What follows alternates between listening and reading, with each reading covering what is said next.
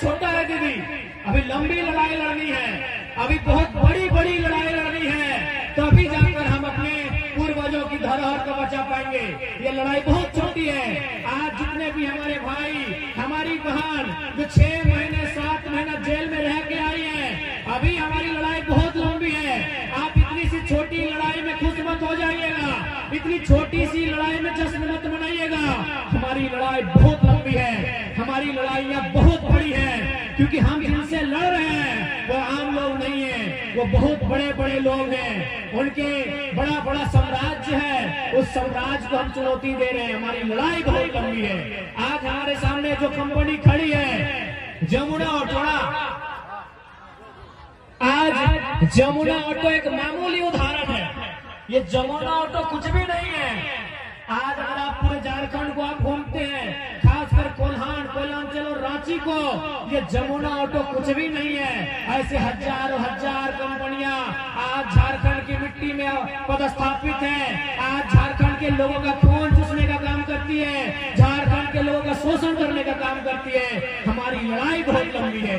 आज ऐसी ऐसी कंपनियां अगर मनमाने ढंग से काम करेगी, पहला बात, विकास का कोई विरोधी नहीं है, हर कोई चाहता है विकास हो, रोजी रोजगार का रास्ता खुले, कंपनी फैक्ट्री की स्थापना हो, लेकिन अगर आदिवासियों और मूलवासियों के कब्र पर अगर कोई विकास खड़ा होगा, उस विकास को हम लोग स्वीकार नहीं करेंगे, उस विकास को हम लोग स्वीकार नहीं करेंगे। और आज आपको कहना चाहेंगे, साथ ही हम जमुना ऑटो को चेताना चाहेंगे कि आप इस घमंड में मत रहिएगा कि आपके कंपनी का मालिक दिल्ली में बैठता है, क्योंकि इनको घमंड होता है कि झारखंड के लोग किससे लड़ेंगे, हम तो दिल्ली में बैठ के कंपनी को देखते हैं। तो सुन लीजिए, जमुना ऑटो के जो भी पदाधिकारी हैं, जो भी प्रबंधन के मालिक हैं, आप अगर दिल्ली में बैठते हैं या बम्बई में बैठते हैं, गलत अगर आप करेंगे तो याद रखिएगा, इसी भारत की मिट्टी में एक बेटा पैदा हुआ था, उसका नाम उधम सिंह था, उसने जनरल डायर को लंदन में घुस के मारा था।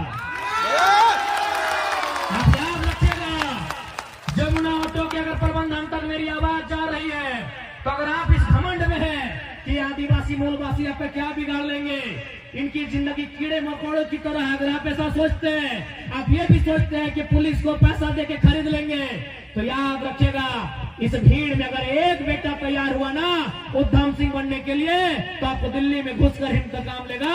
इस बात को याद रखिएगा। और बिल्कुल आज मैं कोल्हान की धरती से इस बात को साफ साफ कहना चाहूंगा, आज बेशक ये गांधी का देश है, इस देश को लोग कहते हैं ये महात्मा गांधी का देश है, लेकिन महात्मा गांधी को कोई नहीं मानता है, खासकर ये कंपनी के लोग नहीं मानते हैं, ये IAS IPS लोग नहीं मानते हैं, ये मिनिस्टर लोग नहीं मानते हैं महात्मा गांधी को, क्योंकि महात्मा गांधी का एक ही कथन था कि resources are made for our need, not for our greed, यानी कि अगर कोई संसाधन है वो हम सबों के लिए है, एक व्यक्ति की जेब भरने के लिए नहीं है।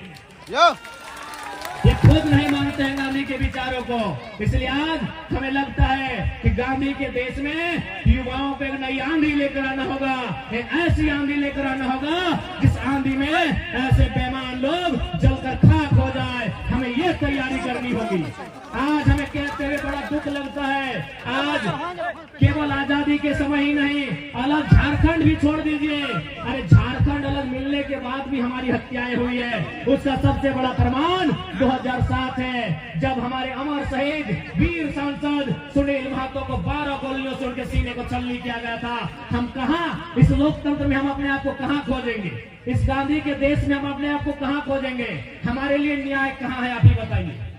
अरे अंग्रेजों के टाइम लड़े थे, ये समझ में आता है, वो अंग्रेज लोग, वो गोरे लोग प्रदेश नहीं विदेश के लोग थे, वो 7 समंदर पार से आए थे, वो हमारी भाषा नहीं समझते थे, वो हमारे जैसा कुछ भी नहीं जानते थे, लेकिन आजाद होने के बाद भी हमारी हत्याएं हुई। अरे आजाद तो छोड़ दीजिए, झारखंड राज्य 2000 में बना है, झारखंड राज्य अलग होने के बाद भी हमारी हत्या हुई, और हत्या किसी इज्ञे दुग्गे की नहीं हुई, किसी मामूली व्यक्ति की नहीं हुई, इस जमशेदपुर के, इस कोल्हान के एक वीर, एक बब्बर शेर सुनील महतो की हत्या हुई। अभी एक गोली नहीं 12 गोलियां दागा गया। अब बताइए, ऐसी परिस्थिति में हम न्याय कहां खोजेंगे, हम किस सरकारी दफ्तर में माथा टेकेंगे, आप ही बताइए। डीसी की हैसियत है हमारे साथ न्याय करने का? किस IAS IPS का हैसियत है हमारे साथ न्याय करने का? जब हमारे सांसद की हत्या हो जाती है, मेंबर ऑफ पार्लियामेंट को मार दिया जाता है, तो हम कहां न्याय मांगेंगे? बताइए, आप ही बताइए झारखंड वासियों, बताइए हम कहां न्याय मांगेंगे? किस चौखट में हम न्याय मांगेंगे? किस मंत्री के सामने अपना सर झुकाएंगे? हम कहां न्याय मांगेंगे? हमारे साथ न्याय हो। जब संसद को लोग ये नहीं गिनते हैं, 12 गोलियों से उनकी हत्या हो जाती है, हम कहां जाएंगे? आम व्यक्ति हैं हम, बड़ी मुश्किल से दिन भर में रोजी रोजगार करते हैं तो परिवार का भरण पोषण करते हैं। हम आम व्यक्ति हैं, हम सताए हुए लोग हैं, हम ठगे गए लोग हैं। हम किसके पास जाए फरियाद लेके? किस दरबार में जाए हम अपनी फरियाद लेके कि एक फरियादी आया है, उस फरियादी की समस्या क्या है, उसका समाधान कौन करेगा? आप ही बताइए, कौन करेगा हमारी समस्याओं का समाधान? कौन करेगा हमारे साथ न्याय? आज जो अन्याय और जुल्म सितम हमारे साथ हो रहा है, इसका न्याय कौन करेगा? इसलिए आज हम इस बात को कहना होगा कि आज हमारी युवा पीढ़ी को एक बार फिर से एक लंबे आंदोलन के लिए, एक लंबी लड़ाई के लिए, एक लंबे संघर्ष के लिए अपने आप को तैयार करना होगा। अगर हम अपने आप को तैयार करते हैं तो एक दिन निश्चय ही हमारी जीत होगी। आज जो हम इतना कर पा रहे हैं, आज जो इतना हम उनके सामने आंख से आंख मिलाकर भिड़ पा रहे हैं, तो कहीं ना कहीं हमारे पूर्वजों ने हिम्मत दिखाया था। अगर हमारे पूर्वज हिम्मत नहीं दिखाते, अगर हमारे पूर्वज इनसे लड़ाइयां नहीं लड़ते, तो आज और हम आप गुलामों की भांति अपना जीवन व्यतीत कर रहे होते। लेकिन आज हम इनसे आंख मिलाते हैं, हम जेल जाने से नहीं घबराते हैं, हम इनसे लड़ जाते हैं, कारण हमारे पूर्वज लड़े थे। इसलिए आज फिर से समय की मांग है कि अगर आज हम लड़ें और लड़ते लड़ते अगर मर भी गए, तो आने वाली पीढ़ी बदला लेने का साहस करेगी। लेकिन आज अगर लड़ते लड़ते हमने घुटने टेक दिए, तो आने वाली पीढ़ी गुलाम पैदा होगी। अभी हमको और आपको तय करना है कि हमारी आने वाली पीढ़ी गुलामी की जंजीरों में पले या आजाद हवा में सांस ले। कि हमें और आपको तय करना है कि हमारी आने वाली पीढ़ी का भविष्य क्या होगा।